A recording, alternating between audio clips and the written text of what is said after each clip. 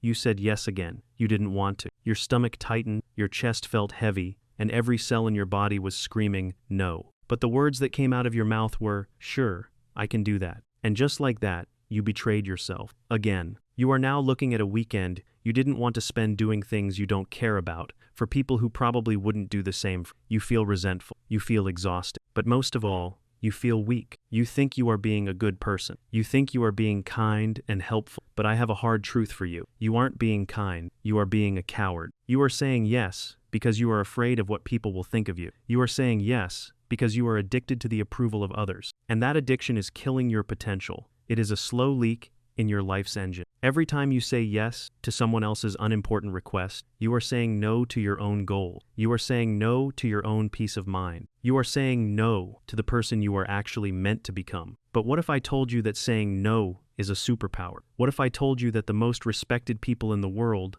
are the ones who say no the most? They aren't mean. They aren't cold. They are just honest. Today, I am going to teach you the art of the sacred no. I am going to show you how to set boundaries that people will actually respect. We are going to stop the guilt. We are going to stop the excuses. And we are going to stop the people-pleasing trap forever. If you have spent your whole life being the nice one while everyone else walks all over you, stay with me. This video is your exit strategy. Why is it so hard? Why does that one two-letter word feel like a brick in your throat? It starts when we are children. We are taught that no is a bad word. Don't say no to your elders. Don't be selfish. Share your toys, even if you don't want to. We are conditioned to believe that our value is tied to how much we do for other people. By the time we are adults, we are walking around with a deep, primal fear of rejection. We think that if we say no, the connection will break. We think people will stop loving us. We think we will be cast out of the tribe. This fear is ancient. Thousands of years ago, being cast out of the tribe meant death. But today,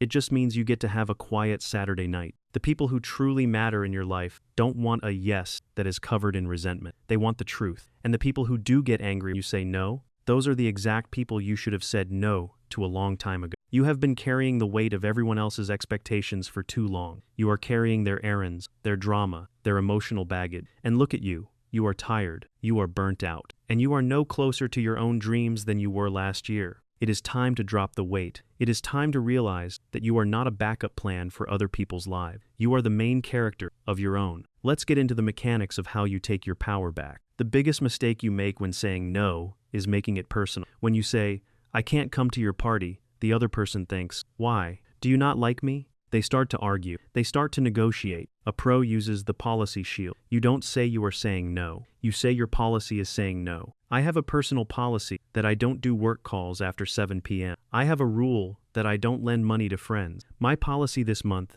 is to focus entirely on my health, so I'm not doing any social events. It is very hard for someone to argue with a policy. It sounds official. It sounds non-negotiable. It takes the you versus me out of the conversation. You aren't rejecting them. You are simply following a law you have set for your own life. People respect rule. They don't respect people pleasers. Start building your book of policies today. Most mistakes happen because we feel pressured to answer immediately. Someone asks you a favor, and because you don't have an excuse ready, you say yes just to end the awkward silence. Stop answering immediately. Use the 2-4-hour buffer. Every time someone asks you for something, your default response should be, let me check my calendar and get back to you. This does two things. First, it kills the immediate pressure. Second, it gives you time to actually think. When you are alone, in the quiet of your own room, you will find it much easier to write a polite no than it was to say it to their face. The buffer is your safety net. It puts you back in control of the clock. Sometimes, you want to be helpful, but you don't have the capacity. In these cases,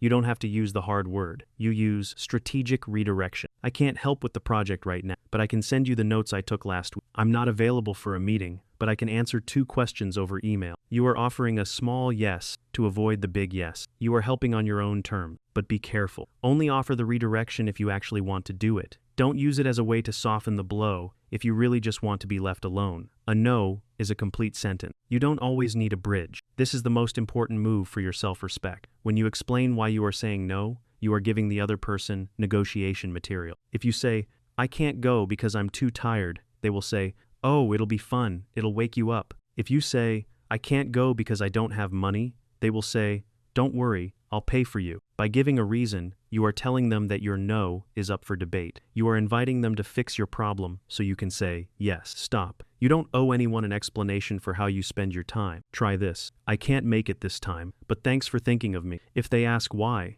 it just doesn't work for me right now. Repeat that sentence as many times as necessary. It is a brick wall. They cannot climb over it if you don't give them a ladder. There are people in your life who use guilt like a weapon. They know you are kind, they know you are a giver, and they will use your own heart against you. After everything I've done for you, I guess I'll just have to do it all by myself then. I thought you were my friend. This is not love. This is manipulation. This is someone trying to hack your emotions to get what they want. When you see a guilt trip coming, don't defend yourself. Don't get angry. Just observe it. Say to yourself, this person is trying to manipulate me. Once you see the strings, the puppet show is over. Look them in the eye and stay firm. If they choose to be hurt because you set a boundary, let them be hurt. That is their responsibility, not yours. Every yes has a price. You just haven't been looking at the bill. Before you say yes to that extra project, ask yourself, what am I saying no to in order to do this? Am I saying no to my sleep? Am I saying no to my workout? Am I saying no to playing with my kids? Am I saying no to my own side hustle that could actually change my life? When you realize that your yes is stealing from your future, the guilt of saying no starts to disappear. In fact, you should feel guilty for saying yes. You should feel guilty for wasting the limited time you have on this earth